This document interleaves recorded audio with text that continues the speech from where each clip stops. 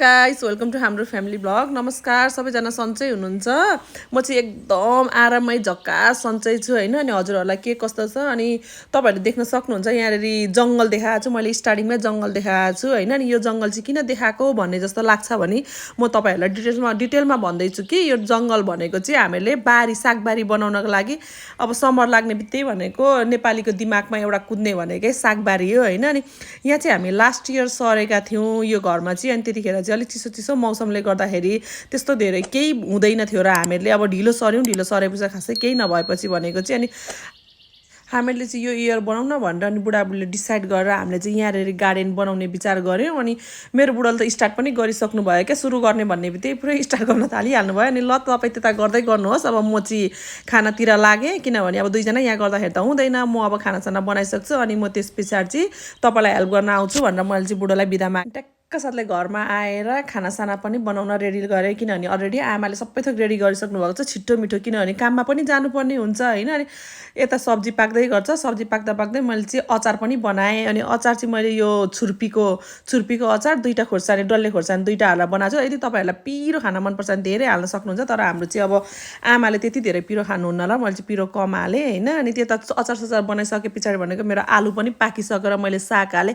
आज चाहिँ मलाई सागको झोल, छिट्टो मिठो सागको झोल यति मिठो भएको थियो कि अहिले मैले यहाँ बोल्दै गर्दाखेरि मेरो मुखबाटै पानी आइसकेको छ होइन। त्यस्तो मिठो भयो थियो। अनि मैले चाहिँ मजाले बनाएँ। अनि बनाइसकेर भनेको ट्याक्क साथले हामीले अब एस्टिमेट 4जना जतिलाई पुग्ने झोल हालेँ। अनि झोलसोल हालिसकेर सबै थोक पाकी पनि सक्यो। अनि पाकिसकेर अब मैले चाहिँ बुढोलाई सघाउनु पर्यो भनेर लागेँ बारीतिर कस्तो के गर्दै हुनुहुन्छ भनेर त्यहाँबाट हेर्दै गएको। बिचारा मेरो बुढो त बिचारा स्टार्टिङमै बिचारा आयो क्या। अनि पुरै आधी उधी गरिसक्नु भएको रहेछ त्यहाँनेरि, तपाईँले देख्न सक्नुहुन्छ। पुरै अघि म जाँदाखेरि केही थिएन त्यहाँनेरि, अहिले पुरै यति धेरै निकालिसक्नु भएको रहेछ। आधी घन्टामा यत्रो धेरै बनाउनु भनेको त मेरो बुढो त निकै डह्रो मान्छे हो नि। हामीले त एक्सपेक्ट गरेकै थिएनौँ क्या यति छिटो यति हुन्छ भनेर, किनभने अब रुख त्यो फाड्न यताउता गर्न कहिले गरेको छैनौँ, टाइम लाग्छ होला भनेर निकै सोचेको थियौँ। जुन हामीले एक्सपेक्ट गरेको भन्दा धेरै सजिलो भयो क्या हामीलाई गर्नको लागि।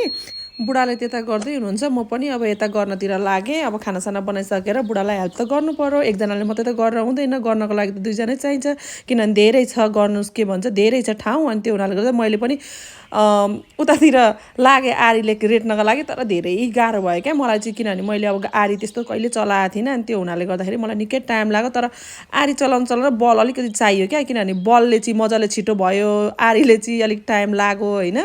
अनि आरी पनि चलाउँदै गयो चाहिँ बानी लाग्दो रहेछ त्यो चलाउनको लागि। अनि मैले चाहिँ मेरो बुढाले थुपारेको ठाउँमा लगेर थुपारेँ होइन। त्यहाँनिर निकै भइसकेको थियो। अब त्यो पनि थुपारेको ठाउँ पनि सबै मसिनो बनाएर उतापट्टि लगाउनु पर्ने हुन्छ। अनि कुटे देखेँ त्यहाँनिर, त्यो कुटेले चाहिँ मैले मेरो बुढोलाई यहाँ आउनु त यहाँ हेर्नु त कस्तो मजाको माटो छ, हामीहरूले यहीँनिर आमा र मैले चाहिँ यहीँ डिसाइड गरेको बनाउनको लागि भनेर।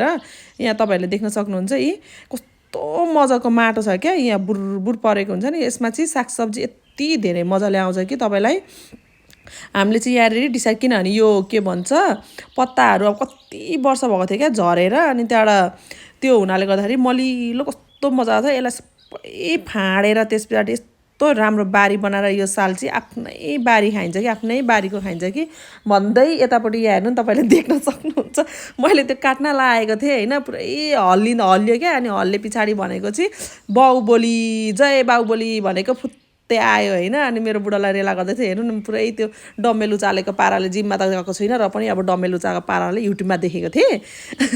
अनि यतापट्टि यहाँनिर पुरै त्यसरी कट गर्दै काट्दैछु। अनि मेरो बुढोले भन्दै किन माथि माथि काटेको, मुनि काट्नु नि भन्दाखेरि अनि होइन भोलि अब त्यो जरा झिक्नको लागि हामीलाई टाइम लाग्छ नि त, त्यो हुनाले गर्दा माथि माथि काट्यो भने चाहिँ भोलि जरा हल्लाउनको लागि हामीलाई सजिलो हुन्छ। अनि जरा झिकाउनको लागि त्यस्तो धेरै गाह्रो पर्दैन भनेर मैले भनेँ होइन।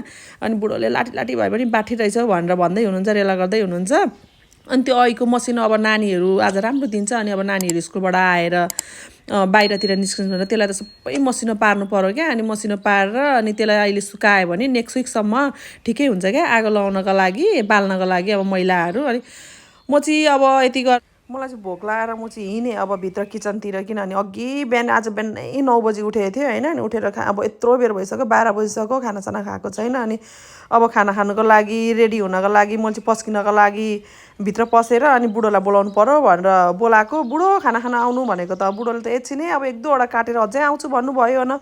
होइन खाना खानुपर्छ अनि गर्नुपर्छ काम भनेको कामले कहिले छोड्दैन जिन्दगीमा मान्छेलाई काम भनेको हुँदै गर्छ खाना खान आउनु भनेर म चाहिँ भनिराखेर आएँ अनि ल त्यसो भए म आउँछु पस्किँदै गर न भन्नुभएर अनि मेरो पाल्ची अब भित्र पसेँ अनि भित्र पसेर पस्किनुतिर लाग्दै थिएँ पस्किँदा आमालाई पस्किँदै थिएँ अनि पस्किसक्दा नसक्दा मेरो बुढो पनि आइपुग्नु भएर बुढोलाई पनि मजाले पस्केर अनि त्यहाँबाट दिएँ बुढाबुढी दुईजना मिलेर सागको झोलसँग आम्मामाम तङ्ग्र्याङ सागको झोलसँग नि यति मिठो भएको थियो कि यति मिठो थियो अब मैले अघि सागको कुरो गर्दा गर्दै मुखबाट पानी आयो अब झन् पस्केको देख्दाखेरि त झनै आयो क्या ल गाइस मैले चाहिँ खाना खानातिर लागेँ तपाईँहरूले देख्न सक्नुहुन्छ आम्मामाम हतार भोकले नि पुरै बिहानदेखि काम गरेको भोक लागेर त नि गम खानातिर लागेँ खाँदै अचार चाहिँ यस्तो धेरै मिठो भएको थियो यति मिठो भएको थियो कि होइन अझै यहाँनिर सागको झोलसँग डल्ले खोर्सानी आफ्नै बारीको डल्ले खोर्सानी खाना पाउनु भनेको यति मिठो हुन्थ्यो कि यति मिठो हुन्थ्यो तर के गर्नु छैन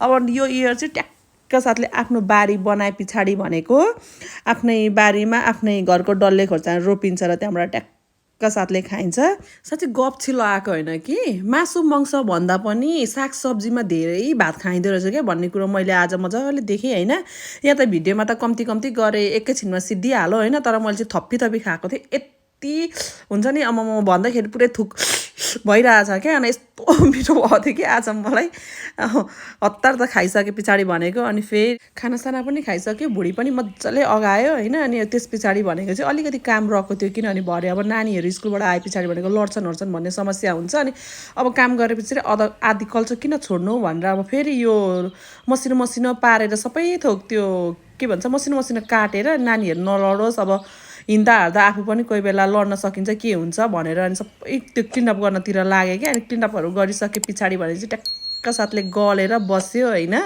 तपाईँहरू देख्न सक्नुहुन्छ त्यहाँनिर घाम ताप्दै पुरै खुट्टा राखेर होइन खतरा बोलिरहेको छु त्यहाँनिर मैले के भनिरहेको छु बुढो भिडियो गर्ने होइन पुरै वरिपरि बुढोले यता पछाडि देखाउँछ आज यति गरी अब भोलि अझै गर्नुपर्छ भन्दै यदि हजुरहरूले सब्सक्राइब गर्नुभएको छैन भने चाहिँ प्लिज हाम्रो फ्यामिली ब्लग च्यानललाई चाहिँ सब्सक्राइब गर्न नभुल्नु होला यदि तपाईँहरू नयाँ हुनुहुन्छ भने चाहिँ हाम्रो च्यानल चाहिँ सब्सक्राइब गर्नुहोस् भन्दै अहिले चाहिँ हामी यो ब्लगबाट बिदा माग्न चाहन्छौँ हस् त बाई